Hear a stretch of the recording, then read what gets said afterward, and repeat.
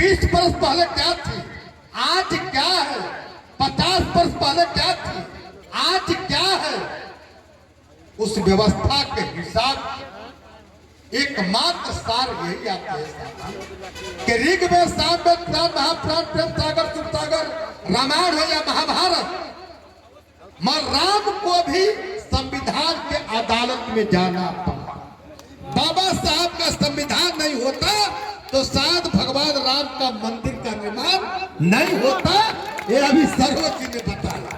तो सबका सार मात्र एक ही ऐसा था और हमेशा वो व्यवस्था बाबा भगवान श्री रविदास महाराज हम लोग के संत नहीं भगवान के रूप में थे। उस जमाने में थे जब हमारे कमर में झाड़ू और गला में हाड़ी बांध के प्रथा चलती थी।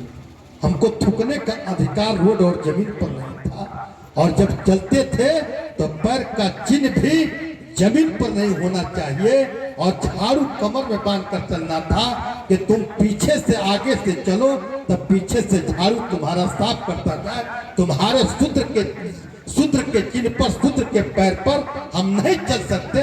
उस जमाने में संत गुरु रविदास महाराज सारे पाखंडियों का मुंहतोड़ जवाब दे करके एक शब्द में ला दिया कि मन चंगा तो कठौती में गंगा, और गंगा माँ को भी कठौती में आना पड़ा, पाखंडियों को भी आना पड़ा, काशी नरेश को भी झुकना पड़ा।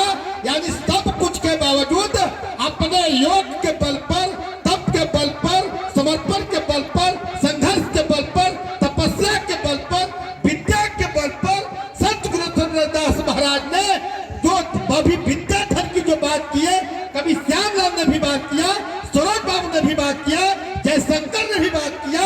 उस जमाने में भी कहा गया था कि विद्या ददाति विनयम विनय ददाति पात्रताम पात्रत्वा धन नाप्नोति धना धर्म तथा सुखम। जहाँ विद्या वहाँ बुद्धि, जहाँ बुद्धि वहाँ विवेक, जहाँ विवेक वहाँ यश, जहाँ यश वहाँ एक इंसान के निर्माण, एक संत का निर्माण, एक संविधान का निर्माण, एक बाबा साहब का निर्माण, एक रविदास का निर्माण। इसलिए साथियों सारी व्यवस्था को छोड़ करके अभी भी हम अधूरा हैं, अभी भी हम पूर्ण नहीं हुए हैं। अब पूर्ण होते हैं। मनुस्मृति को पढ़ लेना, देख लेना, और मनुस्मृति में स्पष्ट लिखा है कि तेली के मुंह देखने से सुबह सुबह देख लो जतरा बिगड़ जाती। और बाबा साहब का संविधान नहीं होता तो नरेंद्र मोदी भारत का प्रधान नहीं होता। अगर भारत का प्रधान है तो बाबा साहब के संविधान के बल पर है, मगर प्रधान होकर भी वो उनका गुलाम है, वो आपका नहीं है। लालू जी मुख्यमंत्री बने, किसी का गुलाम है। रामचंद्र यादव विधायक बना, किसी का गुलाम है।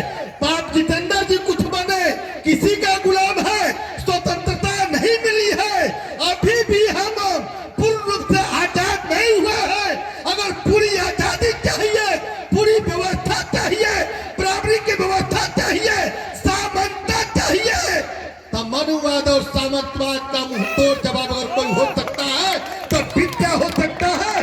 विद्या रूपी चाबी को अर्जित करो, विद्या रूपी चाबी पर कब्जा करो, विद्या रूपी खेती करना शुरू करो।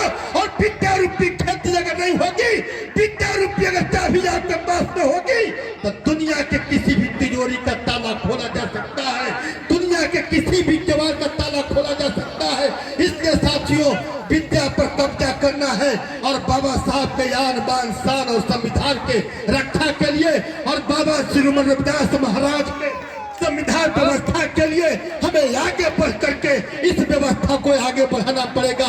इसी व्यवस्था के साथ ज्यादा कुछ नहीं कहते हुए इतना जरूर कहूंगा कि संत गुरु रविदास महाराज के जो बताए हुए रास्ते पर चलने में भाई लोर किरान ने बताया कि संत गुरु रविदास महाराज या बाबा साहब के संविधान में कहीं भी आज भी अवसर आती है हम संविधान की बात करते हैं, वो लाठी की बात करते हैं, हम संविधान की बात करते हैं, हम महापुरुष की बात करते हैं, वो जाति की बात करते हैं, हम संविधान की बात करते हैं, वो धर्म की बात करते हैं।